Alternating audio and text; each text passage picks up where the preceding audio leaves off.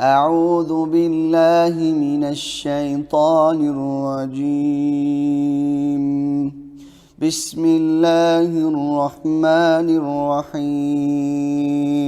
والنازعات غرقا والناشطات نشطا والسابحات سبحا فالسابقات سبقا فالمدبرات أمرا يوم ترجف الراجفة تتبعها الرادفة قلوب يومئذ واجفة أبصارها خاشعة يقولون أئنا لمردودون في الحافرة أئذا كنا عظاما نخرة قالوا تلك إذا كرة خاسرة فإنما هي زجرة واحدة فإذا هم بالساهرة هل أتاك حديث موسى إذ ناداه ربه بالوادي المقدس طوى اذهب إلى فرعون إنه طغى فقل هل لك إلى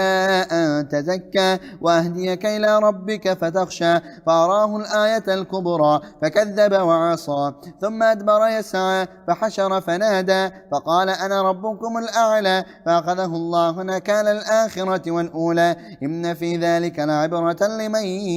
يخشى أأنتم أشد خلقا أم السماء بناها رفع سمكها فسواها واغطش ليلها وأخرج ضحاها والأرض بعد ذلك دحاها أخرج منها ماءها ومرعاها والجبال أرساها متاعا لكم ولأنعامكم فإذا جاءت الطامة الكبرى يوم يتذكر الإنسان ما سعى وبرزت